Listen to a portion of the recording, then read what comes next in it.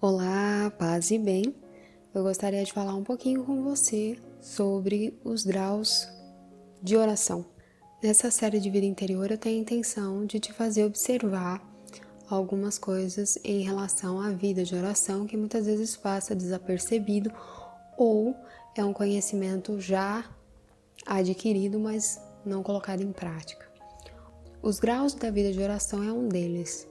Ao todo são 9 graus. Não vou falar de todos os graus, porque o que mais nos deve ocupar são os 3 primeiros graus da vida de oração. Quem fez essa classificação foi o Padre Roio, que é um membro ilustre da igreja. Todos os livros dele são amplamente usados em teologia e em informações catequéticas, e ele fala justamente sobre essa questão dos graus da vida de oração e faz uma analogia com as moradas do castelo interior. Mas você vai perceber que existe menos moradas e mais graus de oração.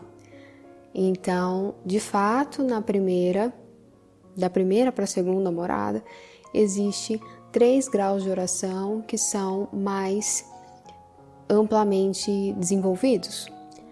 E nós vamos falar sobre eles agora, porque é sabido, e boa parte dos padres que trabalham muito em confessionário vão concordar comigo, a maior parte de nós está na primeira, na segunda morada, quiçá na terceira morada.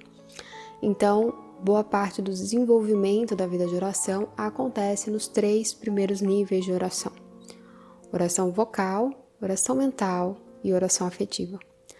Esses 3 primeiros níveis estão num círculo maior que nós chamamos via ascética. Nessa via, nós temos algumas coisas que a diferenciam da próxima, que seria a via mística, onde estão todos os outros graus de oração.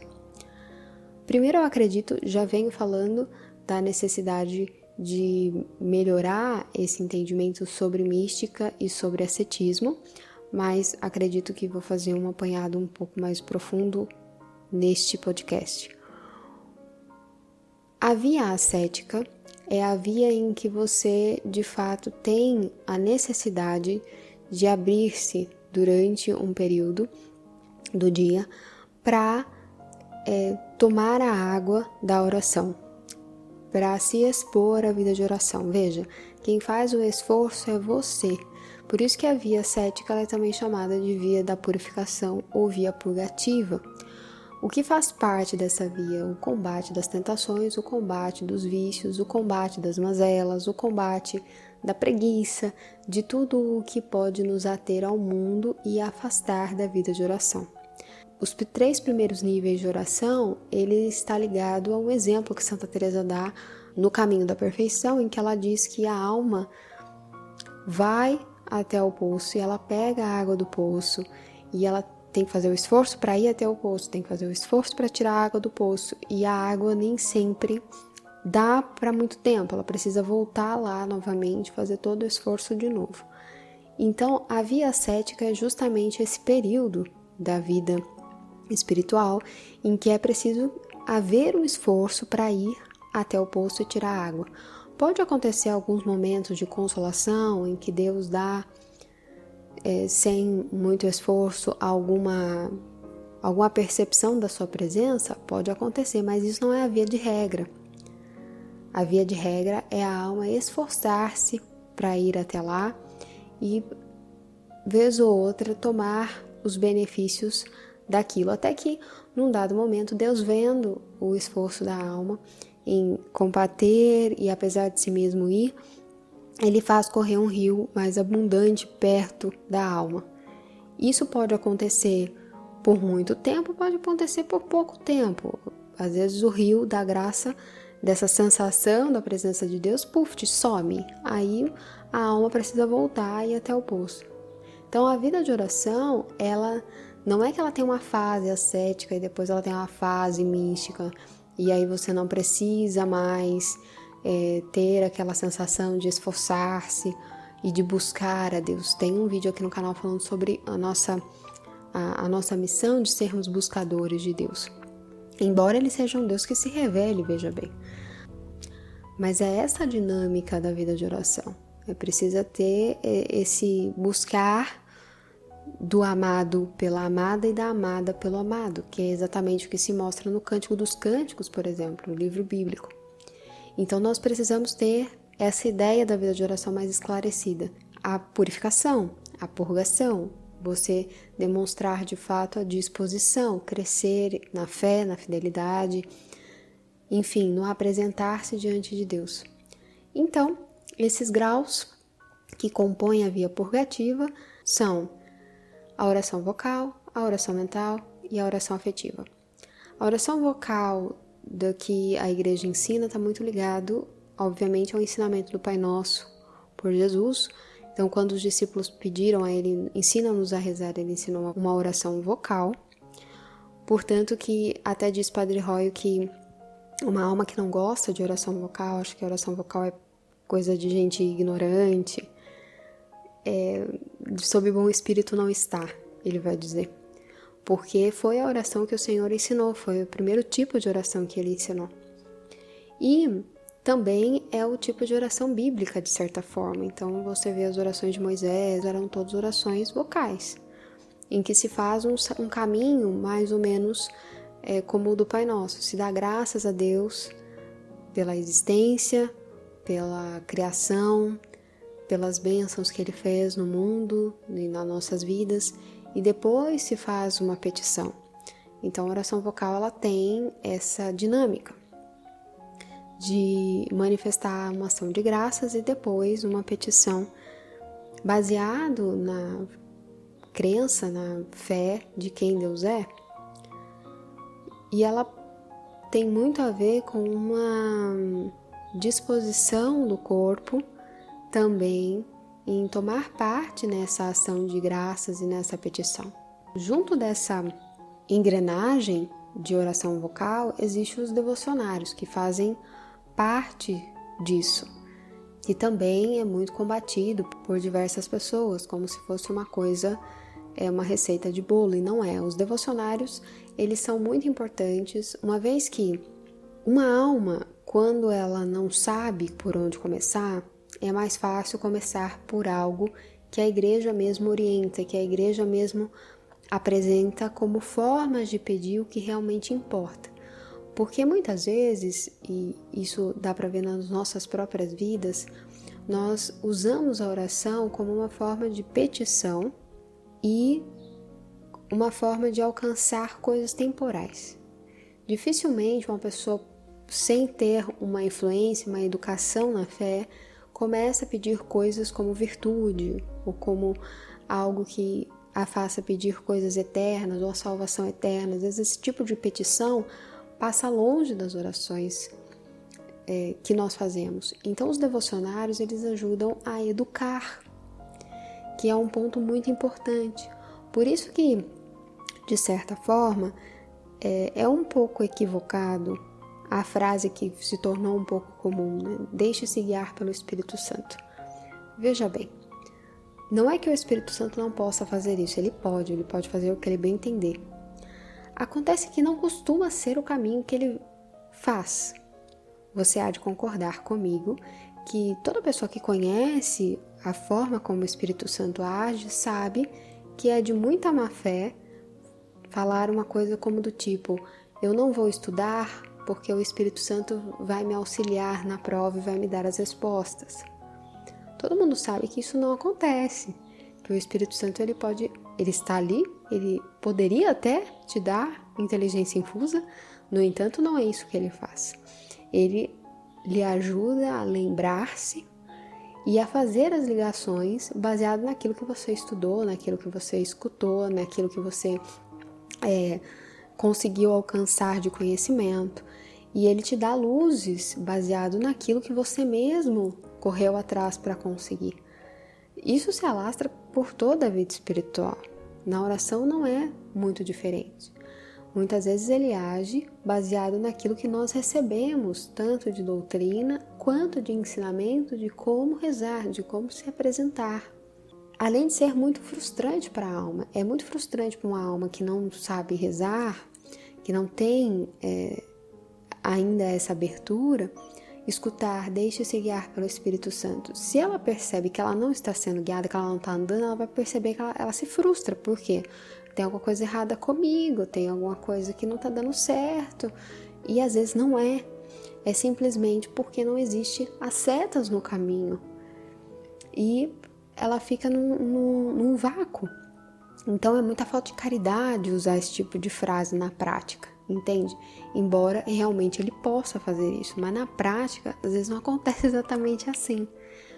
Então, como é que acontece na prática? Muito similar ao que acontece com uma criança. Por exemplo, não faz muito sentido eu chegar para uma criança de 3 anos, 4 anos, dar ela uma folha e um lápis e dizer assim, deixe-se guiar pelo espírito da escrita.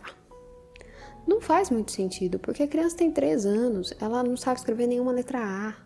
O que nós fazemos? Nós pegamos um caderno pautado com linhas, coloca a letra A maiúscula, a letra A minúscula e fala, imita. Aí a criança vai lá e tenta fazer igual. Até que depois de muitas folhas tentando, ela conseguiu fazer a letra parecida. Aí você vai e ensina outra, e outra, e outra, até que ela é capaz, depois de algum tempo, de ler, unir as letras e depois escrever palavras. Na vida de oração não é muito diferente.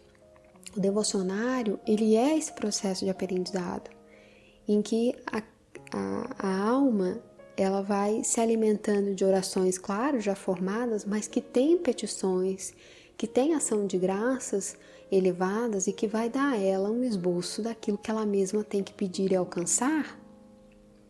Então aqui nós temos o benefício da oração vocal e que muitas vezes a falta de uso eficaz das ferramentas que a igreja nos oferece nesse degrau impede o percurso nos outros degraus.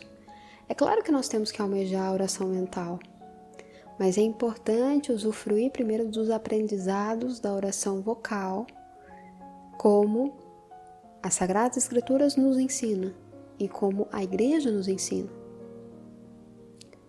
Muito bem. Depois disso, nós temos a oração mental. A oração mental, basicamente, ela é, Santa Teresa explica, um momento em que a alma se recolhe. E ali ela fala com Deus e aguarda a resposta.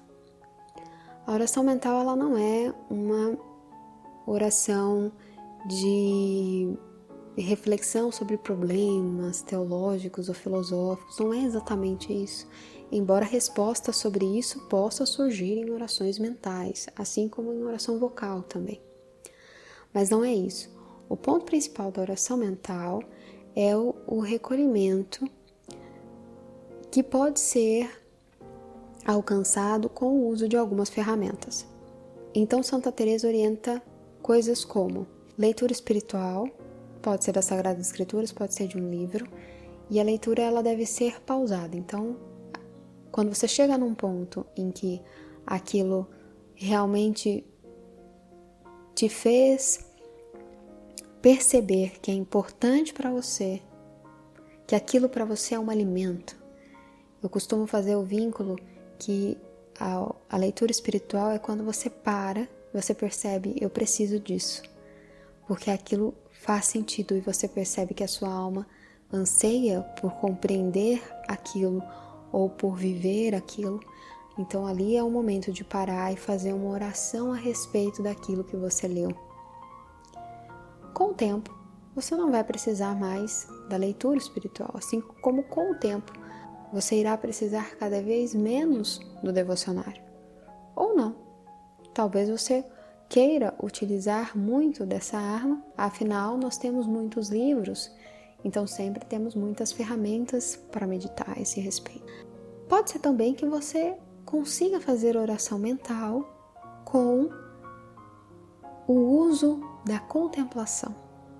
Então você pode contemplar uma obra de arte, uma obra sacra, observar os personagens, o que compõe aquela peça, a beleza, o mistério ali revelado, o ensinamento ali revelado, a virtude ali revelada. E ali você pode encontrar matéria de meditação. Você pode encontrar matéria também de meditação na criação. Então, contemplar uma paisagem, contemplar também a sua própria vida, e isso gera também gratidão, que é observar como Deus tem encaminhado a sua vida e como Deus tem se manifestado na sua vida através de pequenas coisas, de pequenos atos, de pequenas setas, e te fornecendo sempre um apoio, cumprindo a sua promessa de estar sempre conosco. Então, isso também é matéria de meditação. Veja que existem um leque muito grande de matéria de meditação, que também é chamada de oração mental. Só que há também uma coisa importante nessa questão da oração mental, da meditação. Não é somente você recitar algo mentalmente, uma oração espontânea, ou uma oração que você já conhece, ou algo sobre alguma coisa que você leu e você faz uma oração a respeito daquilo. A oração mental, a meditação está ligada à ação. É um meio para a ação. Meditação, meio para a ação. Então, é uma forma de você apresentar uma resolução, um propósito, bons propósitos, boas resoluções. É o começo da metanoia. A oração mental é o começo da metanoia. É um meio para a ação. Você apresenta, pede ajuda a Deus, as graças atuais para alcançar aquela virtude, melhorar aquele ato, consertar aquele comportamento, melhorar a sua postura em relação a alguma coisa. Ou seja, a oração mental, a meditação tem a sua concretude na realidade, na mudança concreta de vida.